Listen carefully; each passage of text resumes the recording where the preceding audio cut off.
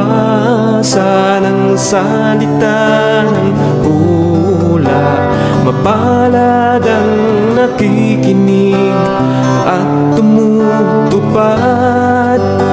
Mapalad ang nahahapis at sila ay aaliwin. Mapalad ang nagugutom at sila ay bubusugin. Ang magtiis hanggang sa wakas, sila lamang ang maliligtas. Ang magtiis hanggang sa wakas, sila lamang ang siyang maliligtas. Lalaganap ang kasamaan at sila'y magkakanuluhan. Lilitaw ang mga bulaan dito sa sanlibutan. Makipot ang pintuan patungo sa kaligtasan. Malapad ang pintuan tungo sa kapahamakan. Ang magtiis hanggang sa wakas, sila lamang ang maliligtas. Ang magtiis hanggang sa wakas, sila lamang ang siyang maliligtas.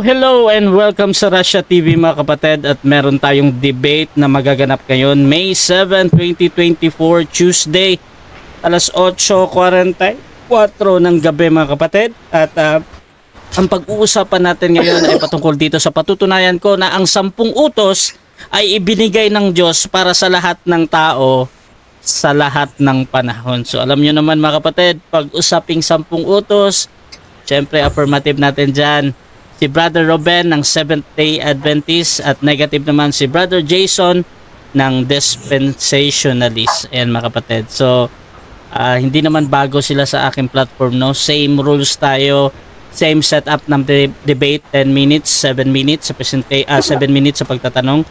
Same din sa rebuttal, 10-7, at meron tayong final conclusion na 5 minutes. So, sa rules, yung 20 seconds natin, pag categorical, sagot muna ng categorical. So yun lang naman yung mga importante dyan mga kapatid. Ayan. So before natin simulan ang ating debate, gusto ko munang bigyan ng time magpakilala sa mga hindi nakakakilala mga kapatid, at syempre kung ano yung inaasahan nila sa kanilang kutanggali. So unahin natin ang ating affirmatibo. Pakilala ka kapatid. Yes, good evening sa lahat. Ako po si Brother Ruben ng Kilada ng Seventh-day Adventist Church, San Fernando, Pampanga. Tayo po ay tatayo ngayon bilang affirmative at muli nating ipagtatanggol, muli nating titindigan ang panig ng Panginoon, sapagkat ito ang inaatake ngayon ng kaaway ayon sa Revelation 12:17. Muli ay pagpalain kayong lahat. Ang kapayapaan ay sumati lahat sa pangalan ng Panginoong Hesus. Amen.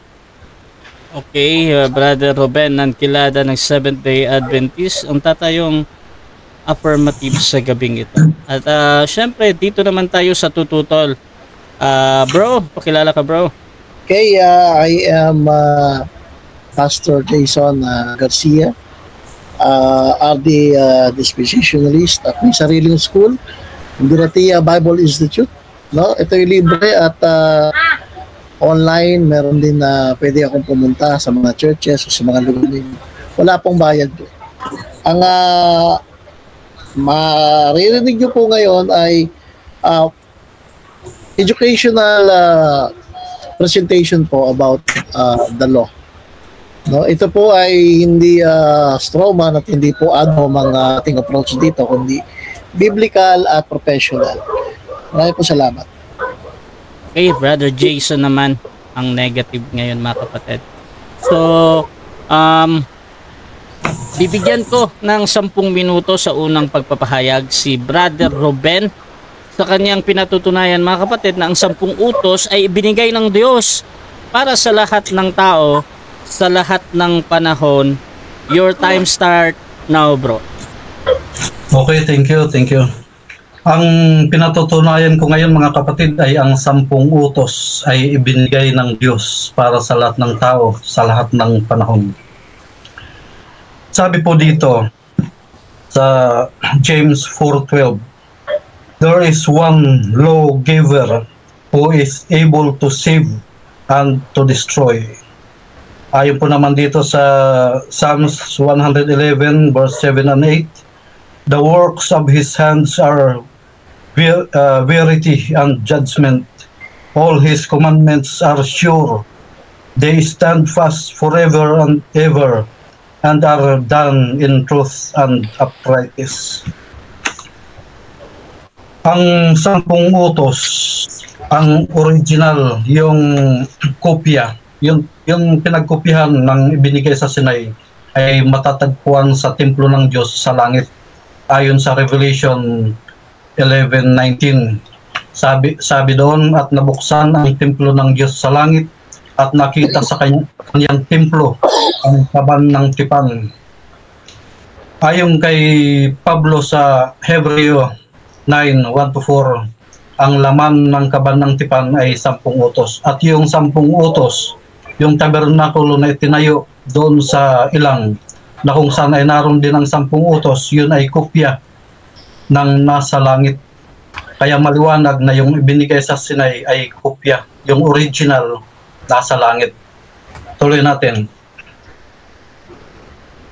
Paano natin malalaman na ang 10 utos ay alam na ng mga tao noong unang panahon? Tingnan natin ang Genesis 9:5. Sabi dito, Genesis 9:5 dito sa Biblika, ang salita ng Diyos. Sisingilin ko ang sinumang papatay sa inyo, kahit ang mga hayop. Sisingilin ko ang sinumang papatay sa kanyang kapwa. Ang 6, ang sinumang pumatay sa kanyang kapwa ay papatayin din ng kanyang kapwa, sapagkat ang tao ay ginawa ng Diyos na kawangis niya. Ibig sabihin, mga kapatid, noong panahong yon ay mayroon ng justice. Katulad ngayon, kapag tayo ay pumatay, may mga bansa na may batas na paparusahan din ng kamatayan ang nagkasala ng murder. Ganon, mayroon ng justice. Anong sabi naman ni dito? May binabanggit si Apostol Pablo dito. Sabi niya, noong ibinigay ang 10 utos, ay sinaksihan ito ng napakaraming anghel. Libo-libong anghel yung nandoon nung ibinigay ang 10 utos. Bagaman ito hindi natala sa Exodo 20. Hebreo 2:2 sabi dito, isipin ninyo ang kautosang ibinigay ng Diyos sa pamamagitan ng mga anghel ay napatunayang totoo at tumanggap ng kaukulang parusa ang bawat taong lumalabag dito at sumusuway dito. Deuteronomy 33 verse 2, dumating ang Panginoon galing sa Sinai. Nagpakita siya galing sa bundok ng Seir, katulad ng pagsikat ng araw. Kasama niya ay libo-libong mga anghel. Sa Deuteronomy 5:5, sabi dito, nakatayo ako sa harap ninyo at ng Panginoon ng panahong iyon para sabihin sa inyo ang mensahe ng Panginoon, dahil natatakot kayo sa apoy at ayaw ninyong umakyat, sabi ng Panginoon, Ako ang Panginoon ninyong Diyos na naglabas sa inyo sa Egypto. Nung ibinigay yung kopya ng 10 utos, ay naroon sinaksihan nito ng napakaraming anghel. Subalit, kailan nga ba nakilala o napasa mga tao ang kautusan? Tingnan natin ang Roma 5:13. Nasa mundo na ang kasalanan bago pa man ibigay sa Sinai ng Diyos ang kautusan.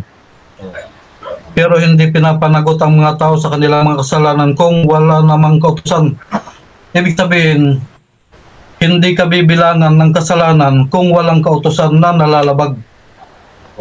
Ulitin natin, nasa mundo na ang kasalanan bago pa man ibigay sa Sinai ng Diyos ang kautusan.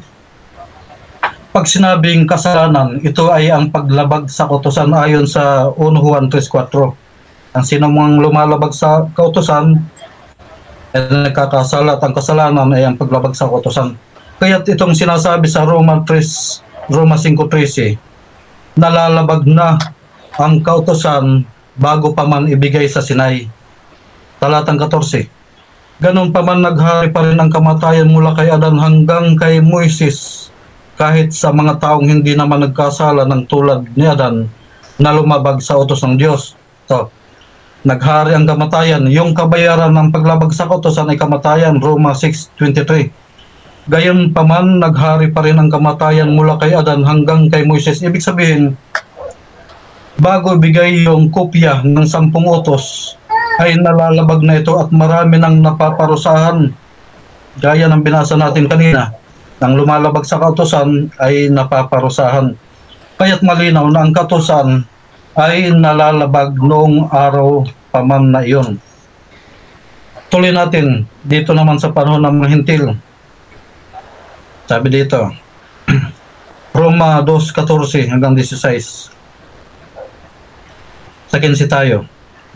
Ang mabuting gawa nila, ang tinutukoy dito sa 14, ang mga Hintil na hindi na walang katutubong kautusan gaya ng mga Hudyo ay nakikitaan ng pagsunod sa 10 utos sa pamamagitan ng mabuting gawa. 15. Ang mabuting gawa nila ay nagpapakita na ang inuutos ng kautusan ay nakaukit sa kanilang puso. Pinatutunayan ito ng kanilang konsensya dahil kung minsan ay inuusig sila nito at minsan ay ipinagtatanggol. 16. At ayon sa magandang balita o ebanghelyo na itinuturo ko sa inyo, ang konsensya, ang pagbabatayan din sa araw ng nahahatulan ng Diyos sa pamamagitan ni Kristo ang lahat ng lihim ng tao. Tandaan natin mga kapatid, itong sinabi ni Pablo, ayon sa aking ebanghelyo, ang konsensya, ang pagbabatayan ng Diyos sa araw na hahatulan ng tao sa pamamagitan ni Kristo. O sa araw na hatulan ang lahat ng lihim ng tao. Ano yung lihim ng tao? Tingnan natin. Ecclesiastes 12:13. Ngayon nabasa mo na ang lahat ng ito. Matakot ka sa Diyos at sundin mo ang kanyang mga utos dahil ito ang tungkulin ng bawat tao. Ang paksang ating pinatutunayan, ang 10 utos ay ibinigay para sa lahat ng tao. Sabi dito, ngayon nabasa mo na ang lahat ng ito. Matakot ka sa Diyos at sundin mo ang kanyang mga utos dahil ito ang tungkulin ng bawat tao. 14. Dahil hahatulan kayo ng Diyos ayon sa lahat aking ginagawa, mabuti man o masama. Ano ang pangako? Kapag kasusundin natin ang kautusan, mayroon tayong ganti o gantimpala. Ngayon sabi ni Kristo, Revelation 22:12, ako'y dumarating na madali at dala ko ang aking gantimpala upang bigyan ang sinuman ayon sa kanyang mga gawa. Ngayon, itong sinabi ni Pablo na hahatulan o ayon, sabi dito, yung kanyang ebanghelyo, hahatulan sa pamamagitan ni Kristo ang lihim ng tao. Anong lihim ng tao? Mateo 7:21 hanggang 23. Hindi lahat ng mga nagsasabi sa akin, Panginoon, Panginoon, ay papasok sa langit, sa kaharian ng langit, kundi ang tumutupad sa kalooban ng aking Ama. Sapagkat maraming magsasabi, Panginoon, nagpagaling kami, ginawa namin ang mga milagro. Anong sabi ng Panginoon? Magsilayas kayo. Sa harapan ko kayong mga gumagawa ng katampalasanan. Sapagkat ang sinusunod ninyo, ayon sa Mateo 15:7 at 9, ay ang sinusunod ninyo ay tradisyon ng mga tao, utos ng mga tao, hindi ang utos ng Diyos. Yun ang sinasabi. Kaya't hahatulan tayo sa pamamagitan ng Kristo. Bakit tayo hatulan? Hindi natin sinusunod ang sinabi ng kasulatan na si Kristo mismo ay sumunod. Dahil sa paglabag ng isang tao ni Adan, naging makasalanan ang marami. At dahil sa pagsunod ng isang tao ni Kristo, ay magiging matuwid ang marami. Ang salitang ginamit, magiging matuwid. Ibig sabihin, kapag tinupad natin ang 10 utos, magiging matuwid tayo. Tutulong. Ayon sa Roma 2:13, hindi ang tagapakinig ng utosan ang matuwid. Okay, so dyan nagtatapos mga kapatid ang unang pahayag ng ating affirmatibo, Brother Ruben ng Seventh-day Adventist. At syempre, dako tayo sa 7 minutong pagtatanong ng ating negative. Brother Jason ng Dispensio. RD na lang. Right division na lang. Para may... RD na lang, RD. Yes, RD na lang. Bro, 7 minuto. Your time start now. Salamat kapatid na Ruben, ano. So babalikan ko lang yung tema natin, mga kapatid, ano. Sabi po sa tema natin, ang kautusan ay ibinigay sa lahat ng tao at sa lahat ng panahon. Yan po yung tema natin. Gusto ko po yung linawin para hindi tayo lumayo sa ating pinag-uusapan. So, ang una kong tanong, dun sa binasa mo kanina, yung Romans chapter 5 verse 13, may panahon ba na ang kautusan ay wala, kaya hindi ibinilang ang kasalanan? Oo o hindi, Bro Ruben? Hindi. Laging nariyan ang kautusan. Hanggat may kasalanan, nariyan ang kautusan. Kaya nga lahat sila binilangan ng kasalanan dahil may nalalabag na kautusan. At tinawag silang... Wait lang bro, wait lang. Okay. Next question. Okay. Next question. Okay. Babasahin ko po ito, no? For until the law, sin was in the world. But sin is not imputed when there is no law. So, ang tanong ko rito, ano nauna dito? Kasalanan o yung kautusan? Law. Ang kautusan ang nauna. Hindi ka bibilangan ng kasalanan kung walang nalalabag na kautusan. Sabi diyan, hindi ka bibilangan ng kasalanan kung walang nalalabag na kautusan. Ibig sabihin, nauna ang kautusan, kaya sila nabilangan ng kasalanan dahil nalalabag nila ito. Next question. Next. Okay, next question. Pangalawang tanong ko ay, nandito naman sa Romans chapter 2. Okay, sabi diyan,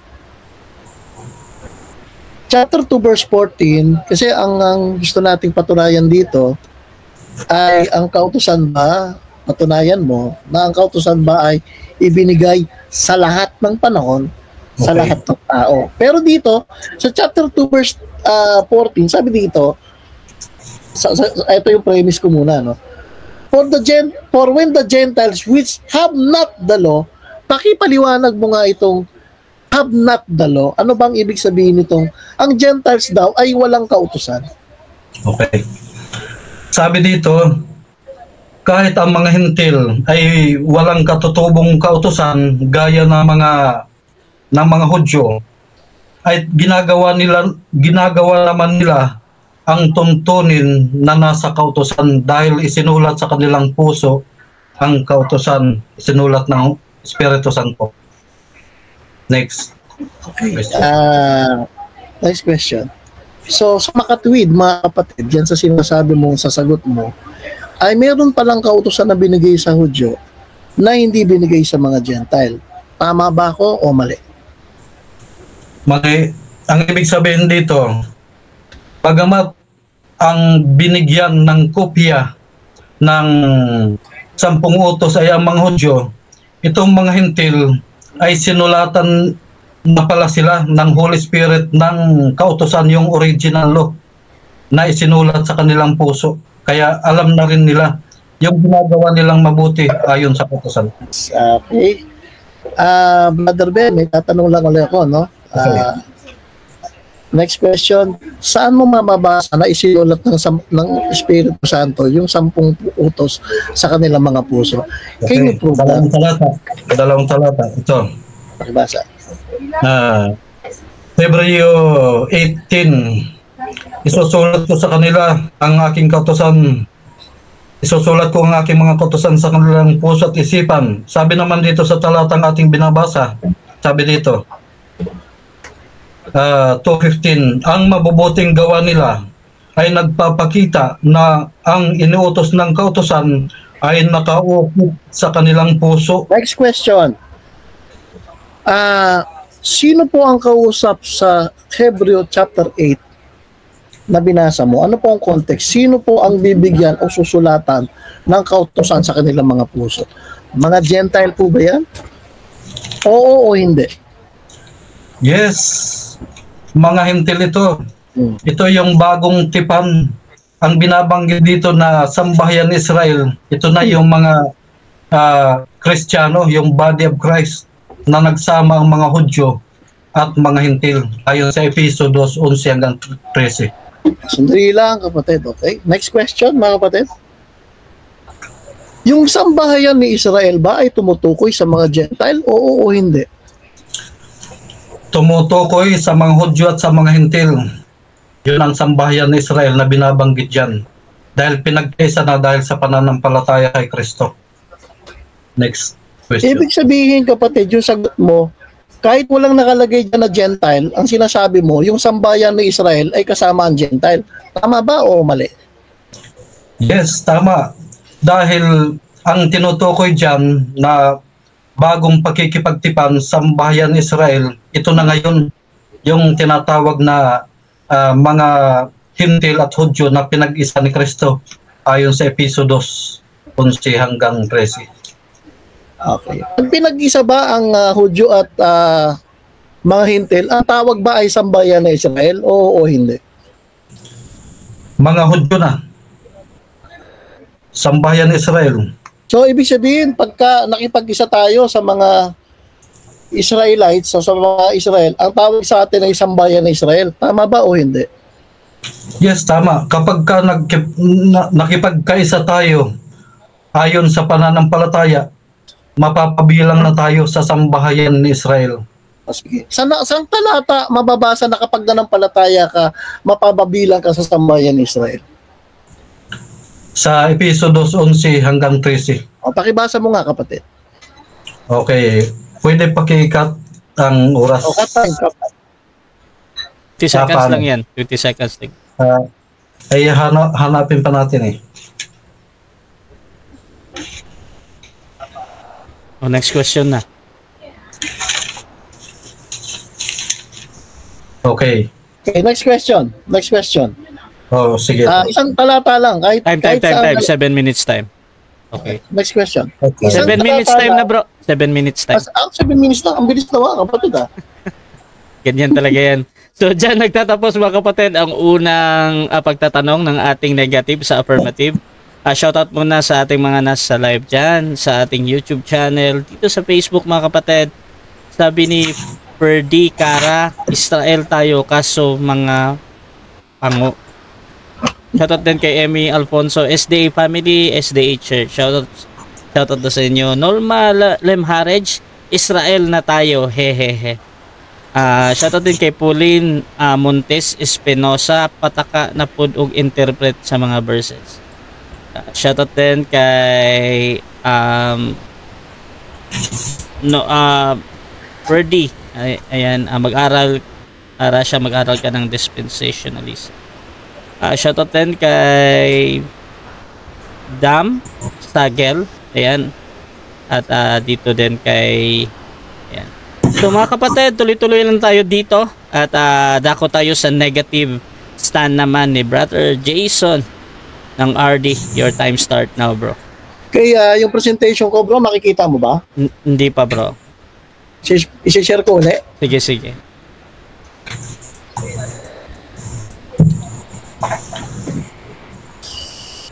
Ay,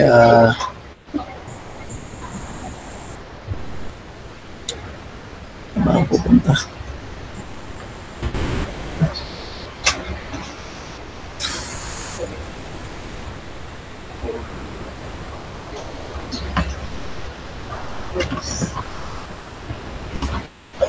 Kala ko kanina naka-set up na, bro, eh. Bro, i-click mo yung share screen, bro.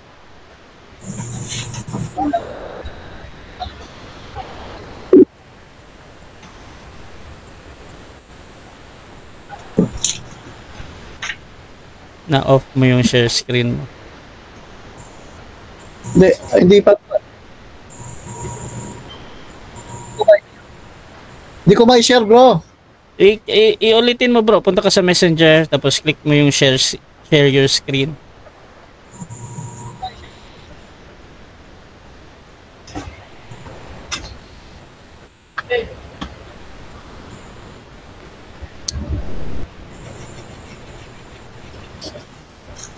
Tapos yung window.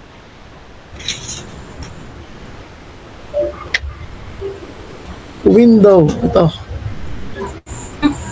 Tama ba? Oo, hanapin mo yung document mo yung PowerPoint. Okay, ito. Ano? Tapos click mo yung share.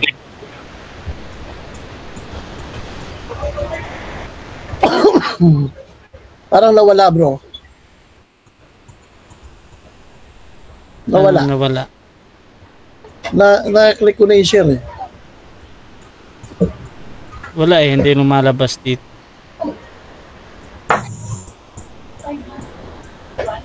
Ulitin mo. Ayan, sinare ko na, bro. Windows. I-click mo yung i-click mo yung PowerPoint. Ha? Pagkatapos ng Windows, i-click mo yung PowerPoint na pipiliin. Okay. PowerPoint. Nakawakan ko na kanina, eh.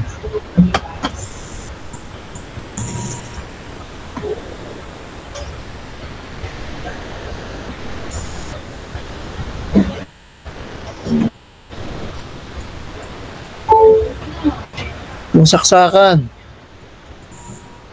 Ay, naku. Ulitin mo, bro. I-click mo yung share ano tawag nito? Share screen. Share your screen. Tapos click mo yung meron ka makikita dyan. Chrome tab, window, entire screen. I-click mo yung window. Tapos piliin mo yung gusto mo.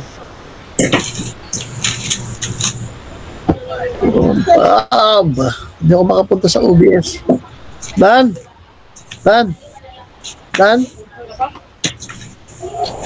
Ano na? Baby, anin mo? Ayun, share. Anin mo nga yung ano? Nagwawala ito, baby.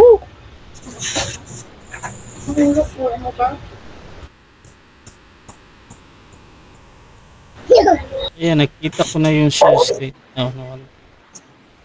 Okay mga kapatid, habang naghihintay, shoutout muna sa ating nasa live.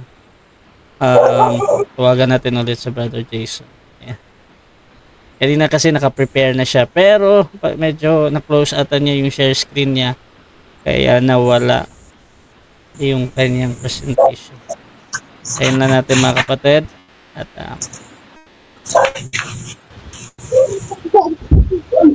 yan. Yan na. Kita mo na? Wala pa, bro. Iulitin mo, bro. Click mo yung share screen. Yan na, okay na. Okay na? Kita mo na? Yun. Sige, bro. Nakita ko na, bro.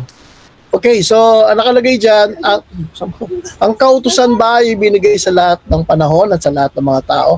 Ano ang sagot ng Biblia? So, actually, ito, 4 tong ating pag-uusapan ngayon, pero hindi ko naman maubos lahat. Kailan ibinigay ang 10 utos? Yung salitang kailan ibinigay ang 10 kautusan? Noong panahon ni Moises. Sa makatuwid, ito'y may kapanahunan. Hindi pwedeng ang 10 kautusan ay pakalat-kalat sa lahat ng panahon. Sabi dito sa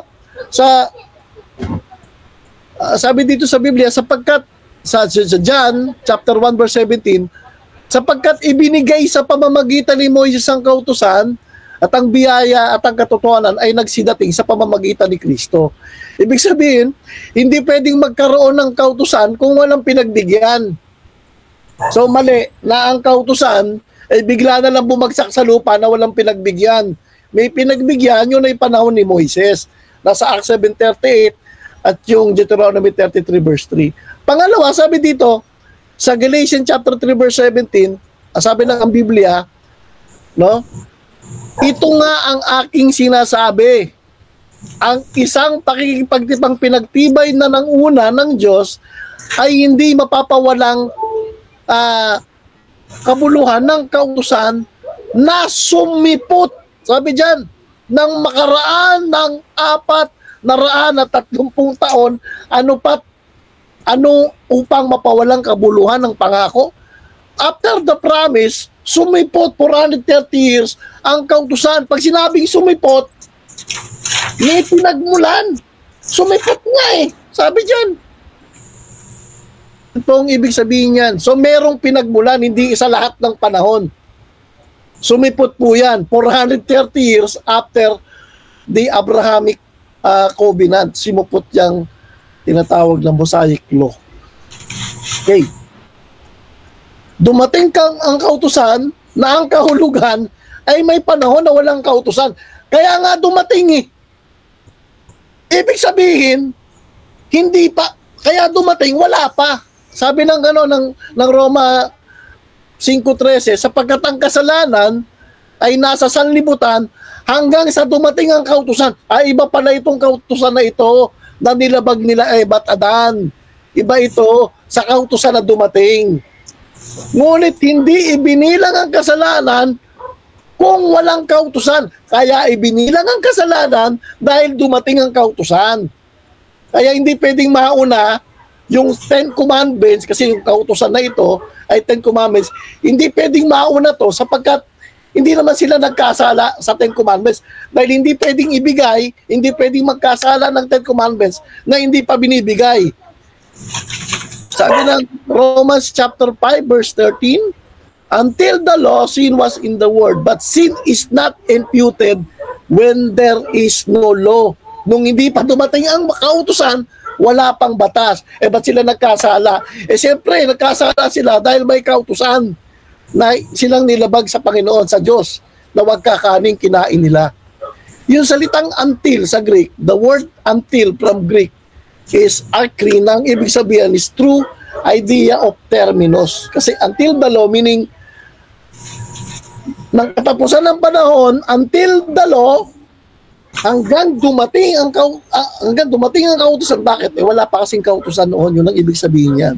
Sa magandang balita, nasa sanlibutan na ang kasalanan bago ibigay ang kautusan.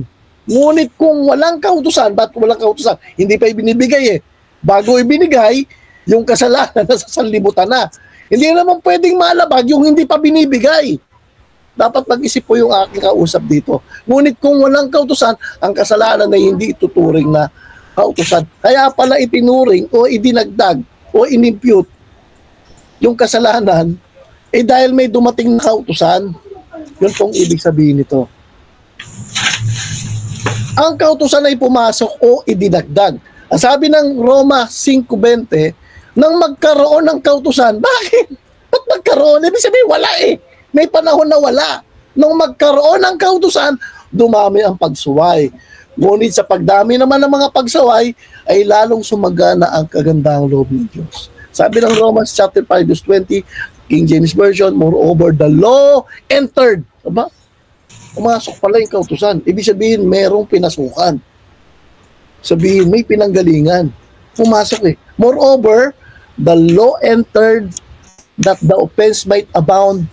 But when sin abounded, grace did much more abound. Yung salitang entered sa Greek, pareserkomai, na ang ibig sabihin ay to come in secretly, come in privilege, to enter in addition, or come besides. Ibig sabihin, pumasok ito ay nadagdag. Bakit? Wala pala siya, nung hindi siya pumasok, hindi pa siya nadadagdag. So dito mga kapatid sa aking presentation, makikita natin na dumating, pumasok, itinagdag, may panahon na walang kautusan, dumating ang kautusan, meaning ang kautusan ay wala sa lahat ng panahon. Gaya ng pinangahawakan ng ating katunggali. Yun po yun. Kanino ibinigay ang 10 utos? Yung 10 yung utos kasi, the law, pwedeng ito ay 10 commandments, moral, ceremonial laws, pwedeng Torah, Pentateuch, no? Pero yung lahat na yan ay tinatawag na human performance.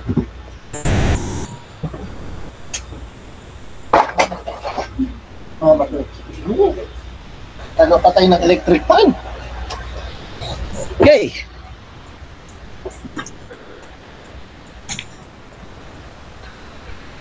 Ang tanong, kanino ibinigay ang 10 utos? Siyempre, magandang tanong yun. Yung unang tanong na sinagot natin kanina ay kailan ibinigay? Nung dumating, nung panahon ni Moises, binigay ang kautosan.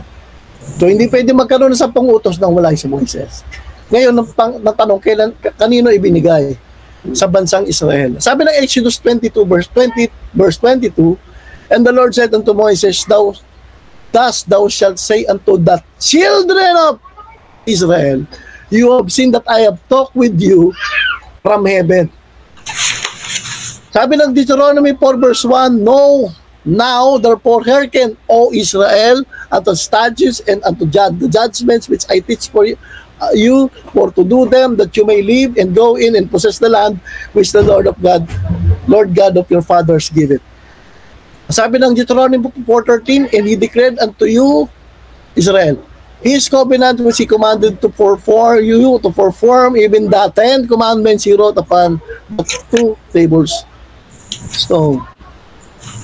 So, sabi diyan, pinatitibay ko na ito'y binigay sa Israel. Sabi ng Deuteronomy 5:1-3, and Moses called all Israel and said unto them, hear, O Israel, the statutes and judgments which I speak unto your ears this day, that you may learn and keep unto them. Sabi diyan, the covenant with this covenant, sabi, not this covenant with our fathers. Hindi naman pala lahat binigyan ng kautusan eh. Ang sabi daw, lahat ng tao binigyan eh. Not this covenant with our fathers. Ang sabi pa rito sa Living Bible, contract with you, not with your ancestors. Ang sabi sa ang dating Biblia, hindi pinagtibay ng Panginoon ng tipang ito sa ating mga magulang, kundi sa atin. No, ang sabi ng salita ng Diyos, hindi niya ito ginawa sa ating mga ninuno, kundi sa ating lahat na nabubuhay ngayon. Hindi lahat binigyan ng kautusan. Ang bira. Pangalawa, no other nations or Gentiles na binigyan. Hindi binigyan lahat. Ang sabi ng Salmo o Psalm 147:19-20, ang salita ng Diyos, sabi diyan, ipinahayag niya ang kanyang salita, mga tuntunit, mga utos sa mga taga-Israel na lahi ni Jacob. Hindi niya ito ginawa sa ibang mga bansa. Hindi nila alam ang kanyang mga utos. Sabi ng ang dating Biblia, kanyang ipinabatid ang kanyang salita sa Jacob at ang kanyang mga palatuntunin, mga kahatulan sa Israel. Siya ay hindi gumawa ng gayon sa alinmang bansa at tungkol sa kanyang mga katulan at hindi nila nalaman, purihin niyo ang Panginoon. Sabi ng King James, you show with his word unto Jacob, his statutes and judgments unto Israel, he hath now not dealt so with any nation, and as for this his judgment, they have not known them. Praise the Lord. Sa Israel lang, hindi binigay sa Gentiles.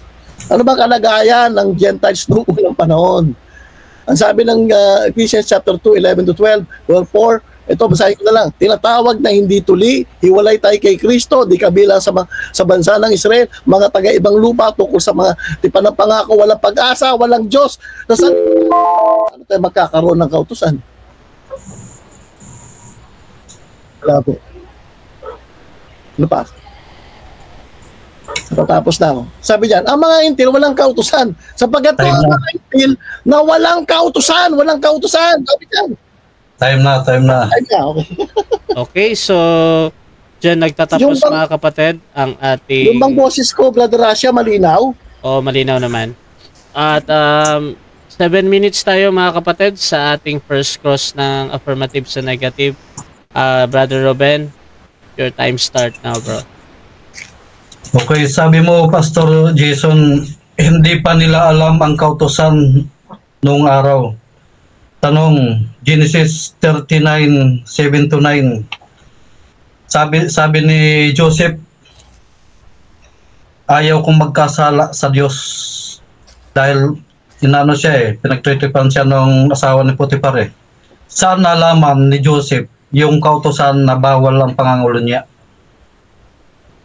Kung wala pang kautusan. Alam mo kapatid, kapatid na Ruben, kahit wala pang kautusan, ang Diyos ay binagyan tayo ng conscience sa ating konsensya, no? Kahit wala pa yung kautusan ni Moises. Kasi yung kautusan ni Moises, hindi pa doon.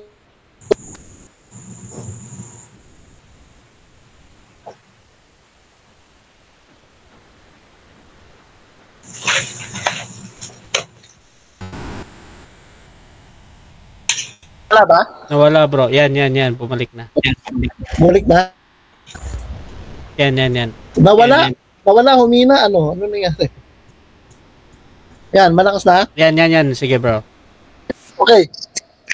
Yung konsensya, kahit wala pang kautusan, kasi lahat tayo may konsensya, hindi lang naman yung Gentiles. Lahat po ng tao ginawa ng Diyos may conscience. Next question, bro. Okay, kasasabi mo lang ngayon dahil sa konsensya. Ayon sa Roma 2:14 hanggang 16.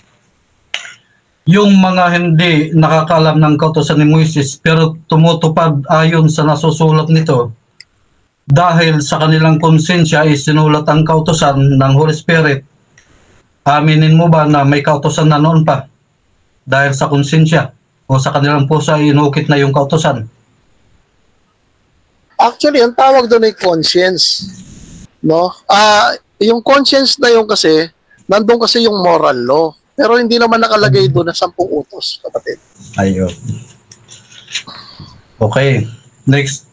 Kasasabi mo lang ngayon, Pastor Jason, na naroon na yung moral law. Sangayon ka ba na yung 10 utos, yan na yung moral law? Hindi po. Hindi po ako sangayon.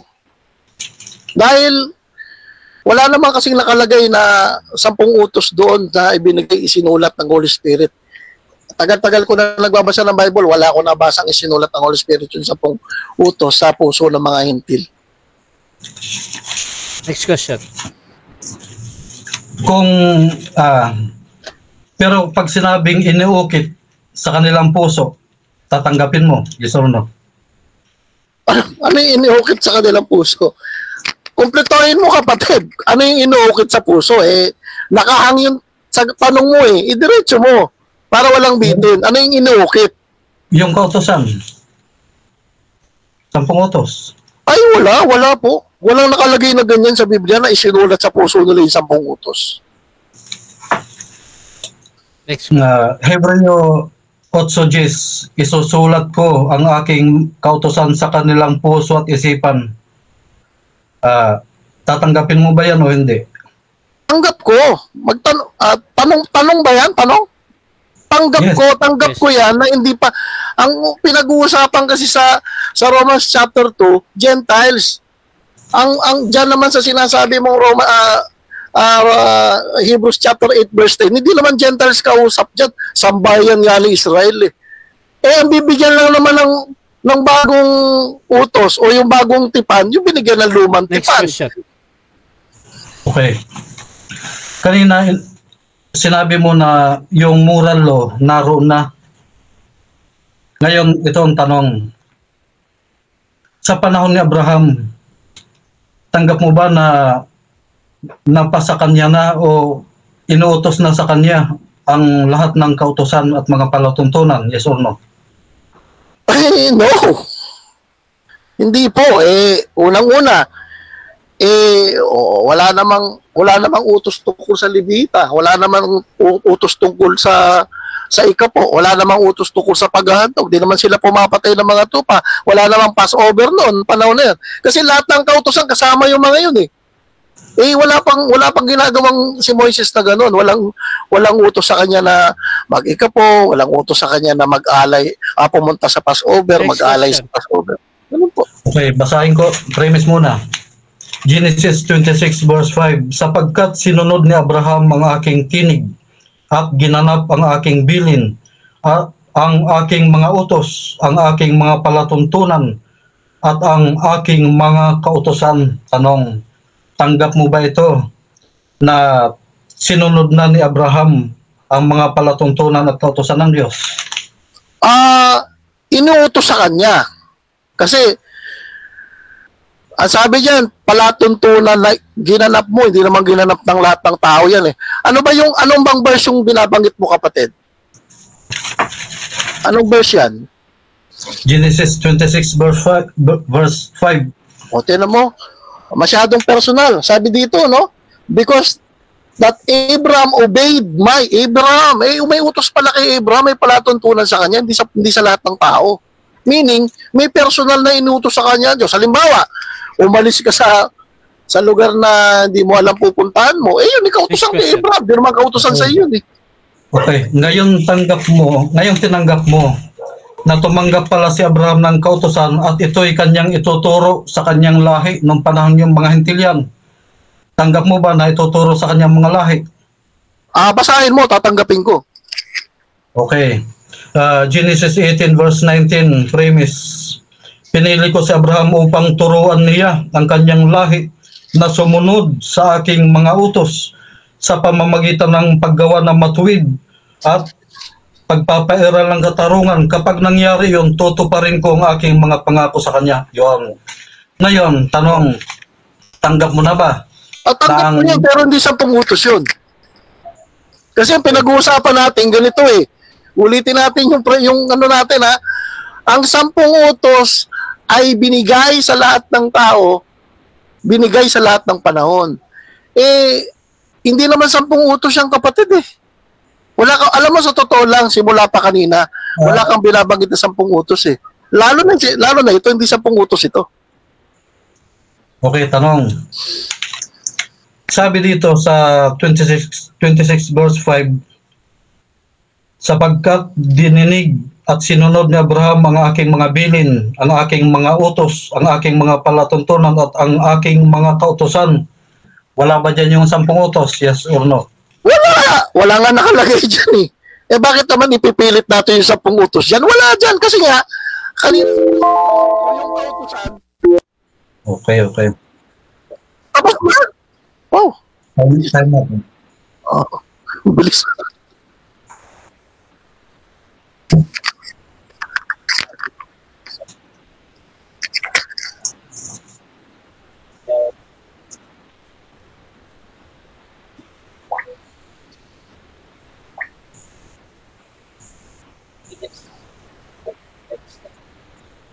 Okay, thank you. Ngayon nakita ninyo mga kapatid kung paano nangamuti si Pastor Jason sa tanungan na ito. Ito, gibaan ito. Gigibain natin ang maling aral, ang man-made doctrine ng dispensation. Ano yan eh? Hindi yan sa Diyos. Kontra yan sa Biblia. Ngayon, sabi dito. Objection. Pwede ba mag-object? Huwag kang sasabat. Teka, pwede. Anong objection, bro? Sandali lang muna. Hindi pinag-uusapan dito yung dispensation, kapatid. At hindi yung man-made doctrine, parang ad hom na yan. Bro, pinapayagan mo ba yan? Okay. Alam mo naman. Sa akin, bro, okay pa yan sa akin, bro, ha? Nasa ano naman yan? Nasa audience pa. Pero sa rules ko, okay pa yan sa akin. Okay pa. Pero hindi naman dispensationalism yung pinag-uusapan. Okay. Hindi yung gibain niya, di ba? Dapat ang gibain niya. Okay, bro. Mahamit yan, huwag mo kontrolan. Okay, bro. So, ganito, bro. Ha? Hindi kita tinuturuan, nag-object lang ako dahil wala naman. Okay, nadinig ko, bro, yung objection mo, bro. Patungkol doon sa kakaumpisa niya na banggitin yung dispensation nga. Oo. Ganito bro, pag tumagal siya ng out of topic ng 2 minuto bro, pwede ka mag-object ulit bro ha. Pero as long as hindi naman siya tumatagal doon, pasok pa din yan. Nababanggit lang siguro niya dahil ganun ka ba. So, proceed muna bro Ruben sa iyong presentation bro. 9 minutes and 33 seconds. Okay. Kanina, nung tinatanong natin siya, nasunod ba ni Abraham ang mga kautosan? Wala daw ganun. Wala daw ganung sa panahon ni Abraham ay may mga kautosan na. Nung binasa natin ang Genesis 26 verse 5. Objection. Ayun. Objection ulit, bro. Paano tayo hindi po yan, Mr. Moderator? Teka muna, bro. Mauna talaga itong objection bro Ruben ha. Merong karapatan talaga lahat na mag-object. Kasi bro, ganito. Jason, anong objection mo bro? Strawman policy yan, bro. Wala akong sinabing walang kautusan. Bro, Jason, bro. Tinanong kita kanina. Oo. Ganito bro, Wala ganito akong bro. sinabing wala. Ang sinabi ko, wala yung 10 utos. Bro, Jason, Bro, wait lang. Wait lang bro. Bro, wait lang bro. So ganito bro. Diyan kasi bro, sa akin kasi bro, either nagsasabi ng totoo or nagsisinungaling yung ating presenter. Latag niya yan bro. So mamaya na lang tanungin mo siya or i-rebat mo ba? Actually, hindi latag yan, bro. Rebat yung ginagawa. Kaya nga, rebuttal at saka stand. Ngayon, I know tutul ka talaga sa lahat ng sasabihin niya. However, presentation hindi ako tutul sa hindi ako tutul sa lahat ng kaya lang yung tutul ako, yung number na yung sinasabi ko. Kaya nga bro.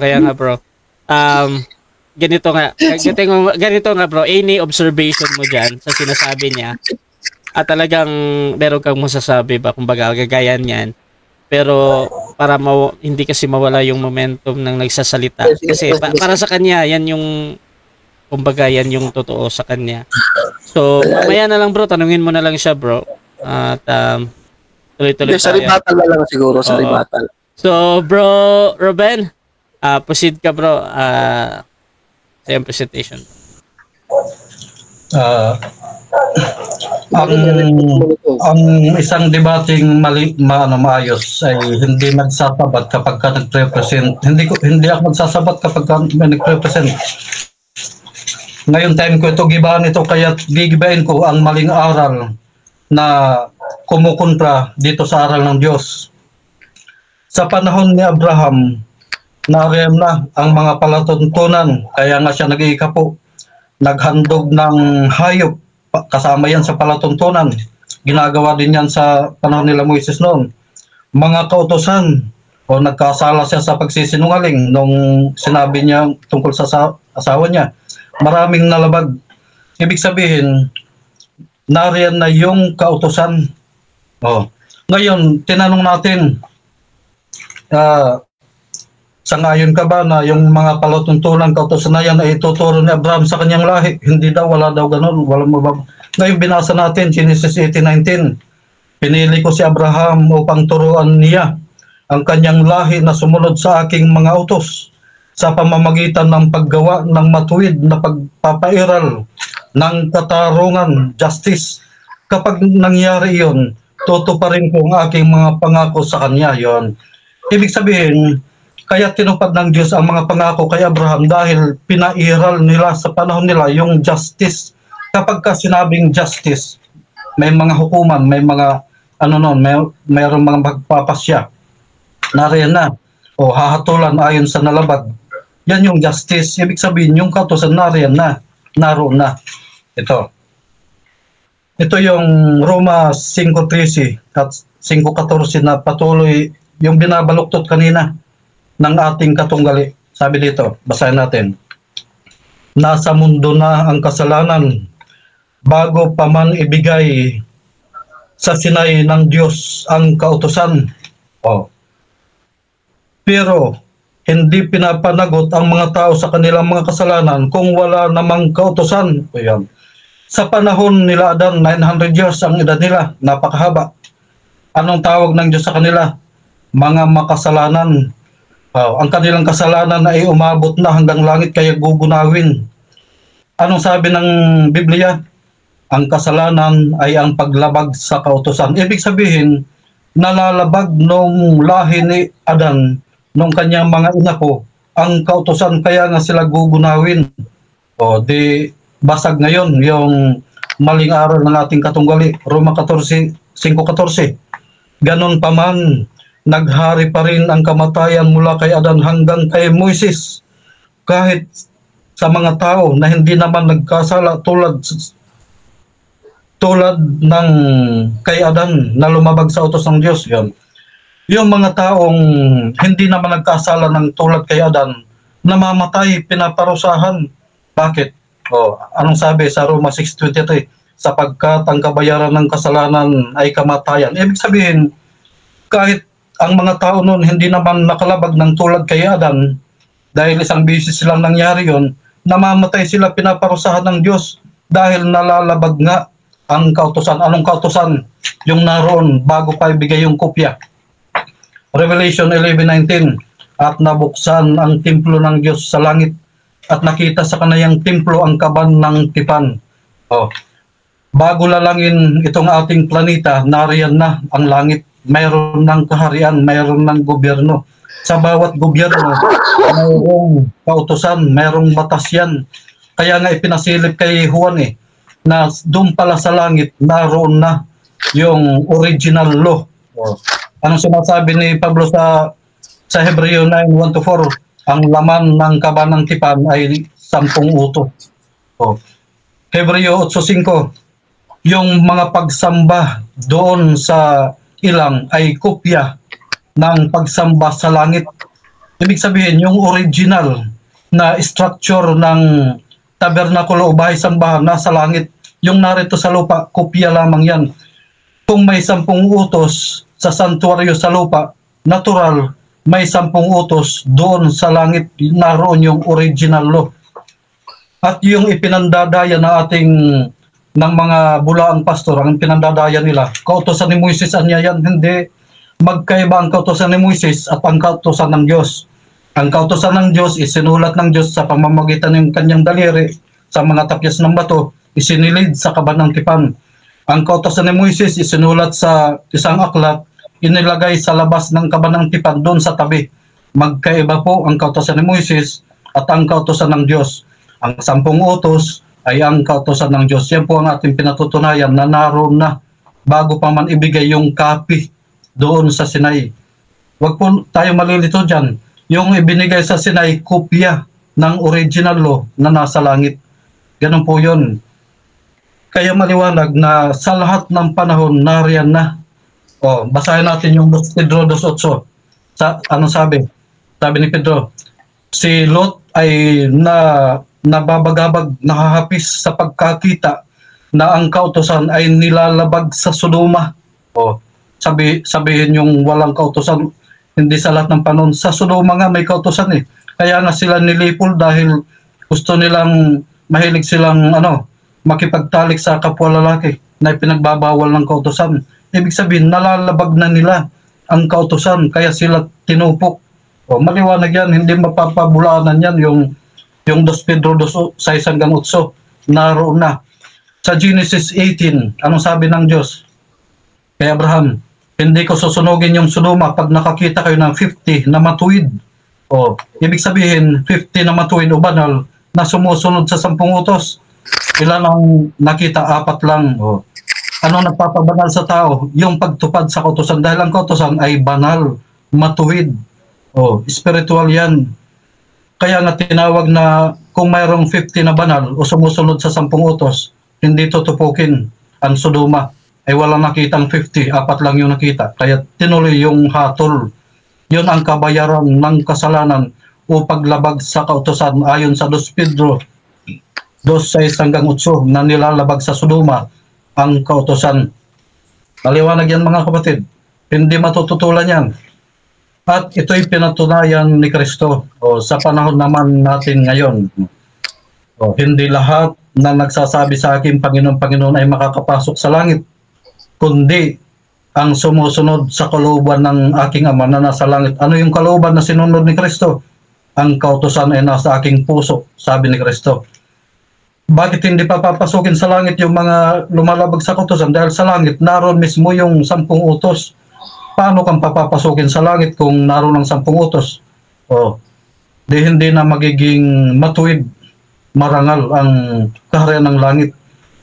Kaya't maliwanag na itong mga nagtatanyag ngayon ng mga aral na taliwas o salungat sa aral ng Diyos ay talagang hindi po pwede.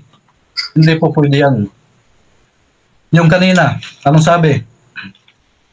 Kung ikaw ay dati hindi Hudyo, ngayon Hudyo ka na, sabi ni Pablo. Ano pang sabi? Kung hindi ka pinupuri ng tao, pupurihin ka ng Diyos. Hudyo ka na dahil sumusunod ka na sa kautusan, kasama ka na. Kabilang ka na doon sa family of God. Anong sabi? Ano pang dagdag ni Pablo? Dati kayo mga hentil, hiwalay kay Kristo. O ngayon, dahil sa pananampalataya, kabilang na kayo sa sambahayan ng Diyos, sa Hudyo. O ibig sabihin, kung ang Hudyo sumusunod sa kautusan, gaya nila Pablo, susunod din dapat ang mga hentil. Nung dumating ang pananampalataya, anong sabi ni Pablo? Pinagtitibay pa nga namin ang kautusan. O kabaliktaran yan sa sinasabi ng mga kontra sa kautusan. Wala na daw ang kautusan. Pinagtitibay kaya't kukontrahin nyo yung aral ni Pablo at aral ni Kristo. Malaking yan, talagang parang sumisipa kayo sa matulis na bagay pag ganyan ang ating mga aral na salungat sa aral ng Diyos. Talagang hindi po pwede. Pagdating sa topic na yan, talagang mga ngamuti. Ang mga ngahas na pawalang bita ang kautusan. Okay, so dako tayo sa 7 minutes na pagtatanong. As second cross ito, your time start now. Kahit na wala ako naintindihan sa latag mo, tatanungin pa rin kita. Tanong lang, huwag side comment. Unang tanong, kapatid.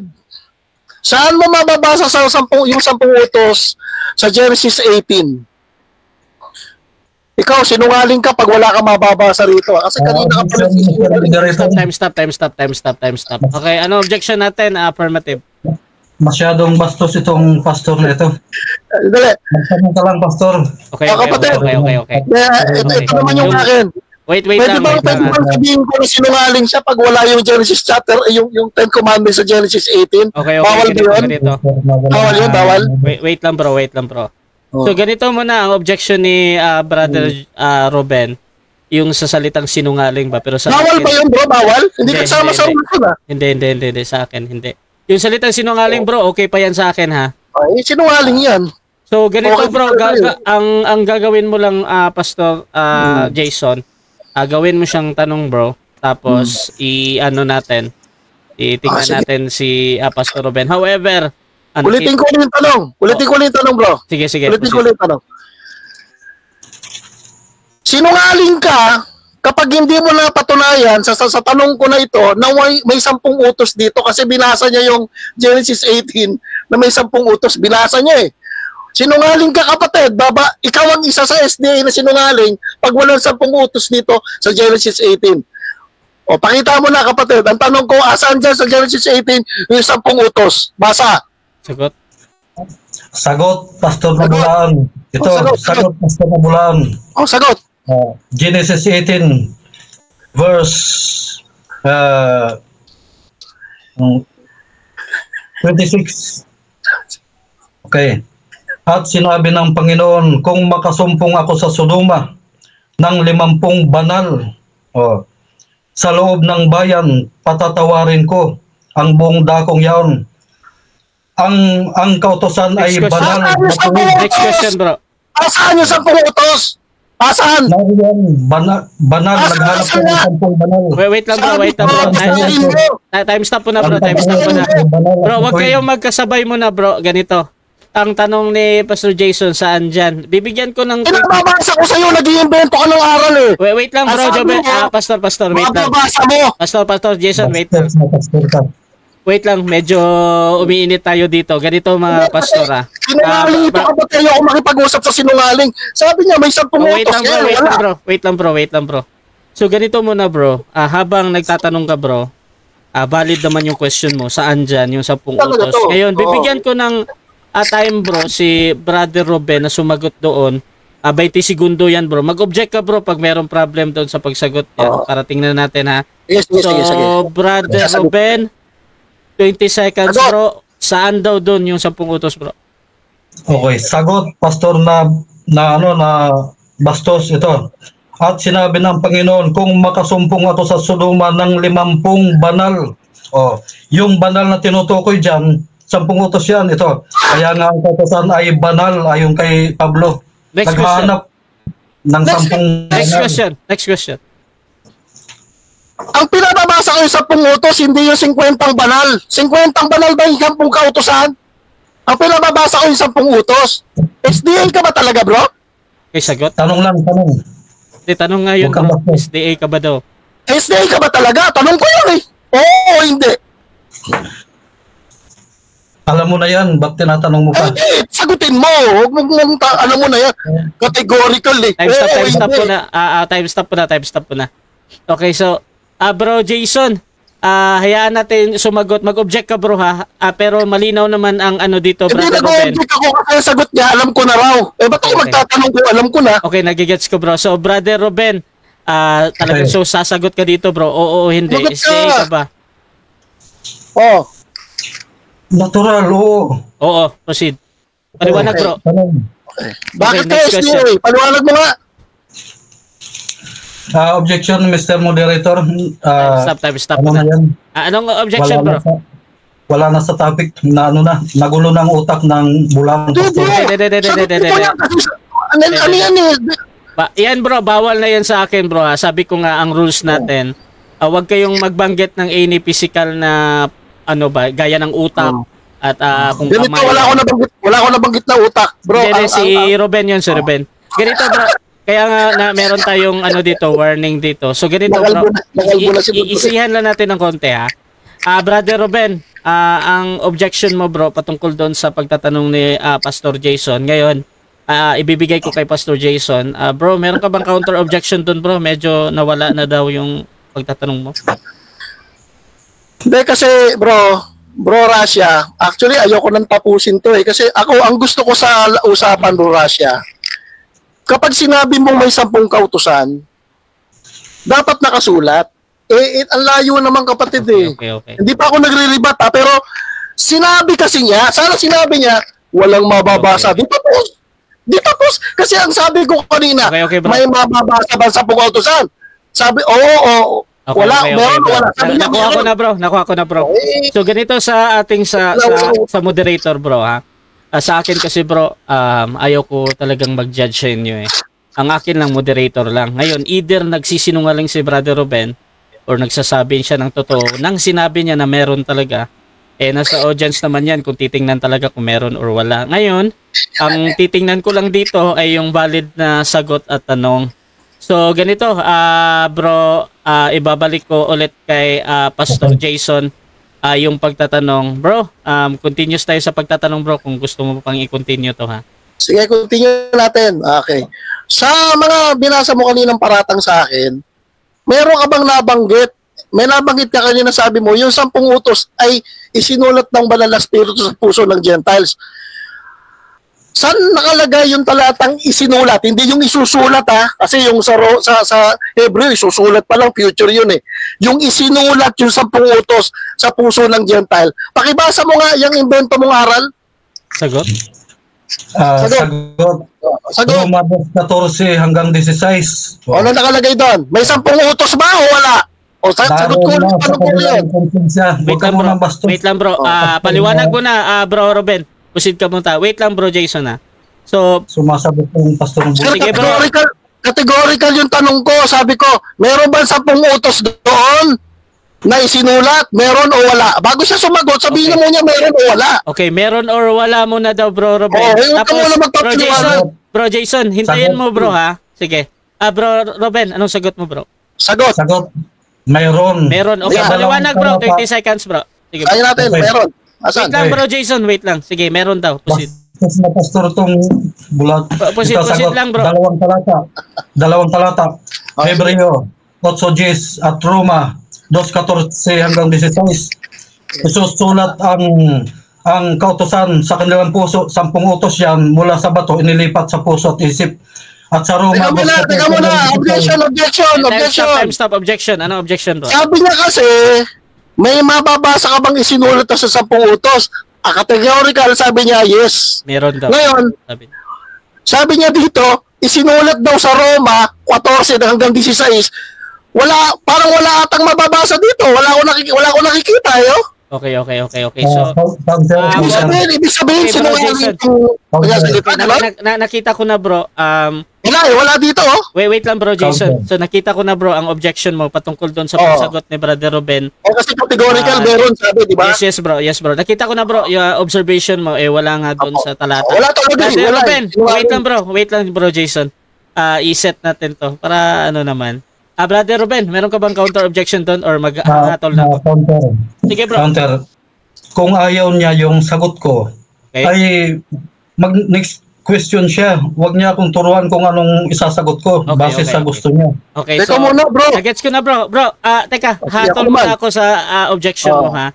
So, doon sa objection mo, bro, alam ko meron kang mga observation doon. Oo, nakikita ko, bro. Nakikita mo nga. Pero ganito, bro, sa moderator talaga, bro, kahit magsisinungaling si Ruben or hindi dyan, huwag mo aminin, baka mamaya marinig ka. Hindi, either nga sa akin, that is a valid answer, bro, ha? So, proceed ka muna, Brother Jason, sa next question mo, bro. Okay. Kahit sinungaling yung sumasagot, magtatanong no side ako. comment, bro. Proceed ka, bro. No side comment na tayo. Sa dalawang tanong ko kanina na hindi mo nasagot. Nasagot ko. Hindi, wag mo na. Sige, okay. Kaya ganito. Sino ang kausap sa Hebreo? Jis, at ito ba ay nangyari na o mangyayari pa lang ang pagsulat sa mga puso? Dalawang tanong yan. Pero unang tanong ko, sino muna ang kausap? Sino muna ang kausap? Proceed. Natural mga tao. Next wala bang kambing dyan? Wala kambing? Bro Rasha, objection. Time stop. Okay, objection. Another objection ito. Bro Jason, ano yan, bro? Hindi na matino yung sagot. Tao daw kausap. Matino yan, tao ang kausap. Okay. So, ganito. Rasha, pwedeng itigil na natin to. Parang hindi ako masisira pangalan ko rito, kapatid. Talagang sinira mo ng pangalan. So, nasa iyo naman yan, bro Jason. Walang mapapatunayan. SDA ba talaga yan? Okay, bro Jason. So, nasa inyo naman yan. Wala akong ano, bro. So, tapusin na natin. Total, nagbayad na naman ako. Tsaka, sayang yung presentation ko. Pinagandaan ko. Sinungali yung kausap ko. Okay. So, paano wala kang napatunayan. So, babalikan na lang ito sa ano. Okay. So, medyo... Ano tapusin kasi lahat ng tanong ko, wala siyang sagot na matino. Isipin mo, sino kausap tao. So bro, i-end ko to mga kapatid, ha. Official kong ini-end to dahil sinabi ni Brother Jason na hindi na daw matutuloy mga kapatid. Hindi na matutuloy. Siguro ano na lang tayo, bro, bigyan na lang natin sa ating mga audience. Mayroon kasi tayo mga halos 30 live viewers natin at saka yung ating sa YouTube din merong iilan. Siguro bibigyan ko kayo ng ano, bro, ng kahit 2 minuto na last statement. Siguro unahin natin si ikaw, Brother Jason. Last statement na lang, bro. 2 minutes, bro. Wala tong wala tong objection na. Last statement kahit anong sabihin nyo dito, basta wag lang kayong magmura. Okay na yan. Wala. Hindi ako mamensyonal. Wala. Ito, proceed, bro. 2 minutes lang, bro. Timean ko kayo. Last statement. I want to end this debate because for me, it is not educational and it is, unang-una strawman policy. Pangalawa, yung policy of equivocation kasi pag sinabi niyang commandments, sinasabi niyang 10 commandments na kagad yun. Ang nalulungkot lang kasi ako, mga kapatid, sa aking puso, na meron pala akong makakausap na hindi tapat sa banal na kasulatan. Itinuturing ko siyang kaibigan, pero nung nakita kong iniiba na niya yung mga sagot ko at sinisira niya ako sa mga estudyante ko, sinisira niya ako sa mga nakikinig, hindi ko po papayagan yung kahit sino pinakamataas pa yung nito. Pero I just want to end this pointless at nonsense debate for me, kasi ang kausap ko ay hindi marunong sumagot sa mga tanong at Maraming salamat sa mga nakakaunawa na may alam sa Biblia. Actually, pinaghirapan ko yung presentation, pero nakakalungkot sapagkat yung kausap ko ay hindi ko alam kung SDA talaga to o hindi, no? Baka may sariling religion ito. Purihin ng Diyos sapagkat naipahayag ko po ang katotohanan at walang halong kasinungalingan na pag sinabi kong nababasa, pag hindi nababasa, hindi nababasa. Warning po sa mga nagtuturo dyan na pag sinabi nyo may mababasa, dapat may mababasa. Pag walang nababasa, maging tapat kayo kasi nagtuturo ko yung salita ng Diyos. Ang pinakamahirap na lokohin yung sarili. Kasi kung kaya mo lokohin yung sarili mo, kaya mo lokohin yung ibang tao. No? So, good evening po, Brother Rasha. Maraming salamat sa iyo. No? I hope hindi naman ito yung magiging kausap ko kasi meron pa akong mga kausap na may matutino pang pag-iisip. Ano? At tunay na mayroon talagang alam sa banal na kasulatan. No? So, yung puri ng Diyos.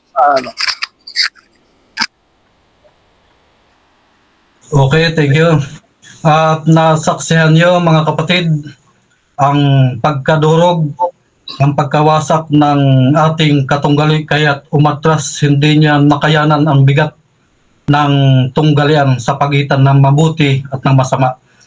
Ang dragon at ang kanyang mga kampo na umatake sa mga sumusunod ng 10 utos ay hindi talaga magtatagumpay sa bahaging ito.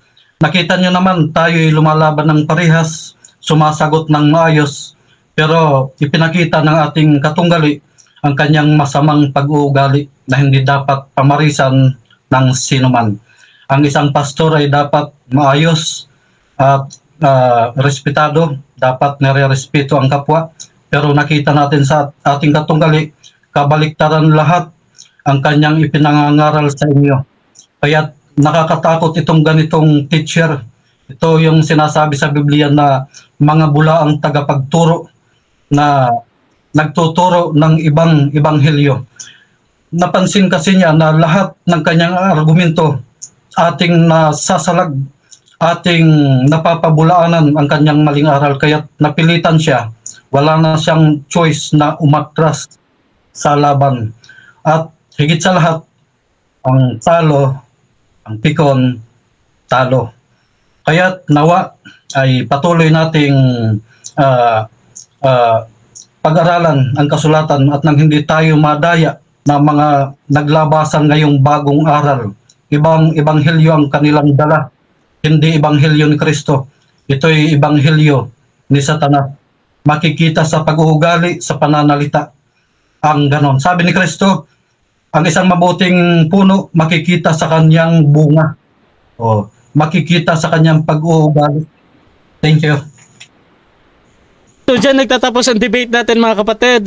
Please like, subscribe yung ating YouTube channel Rasha TV mga kapatid. At maraming salamat. At yun, this is Admin Rasha ng Rasha TV. I hope you enjoy and we're out.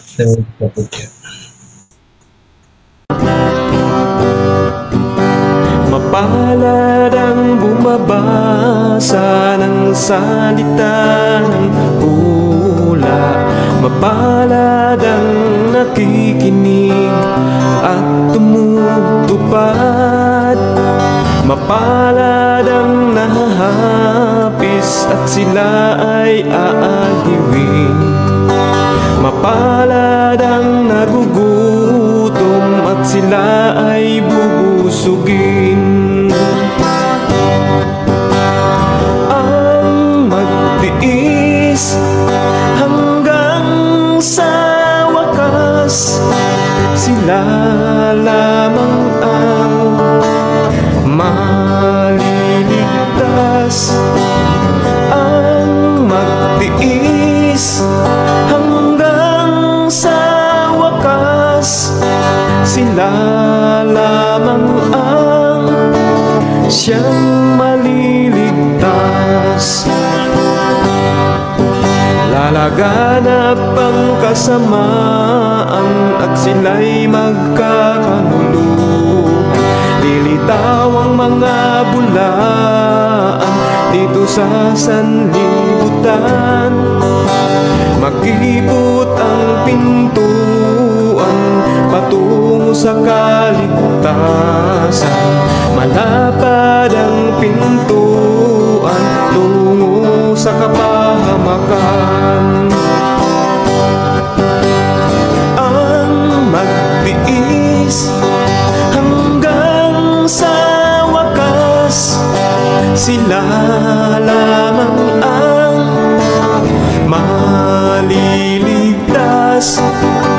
Ang magtiis hanggang sa wakas, sila lamang ang siyang maliligtas.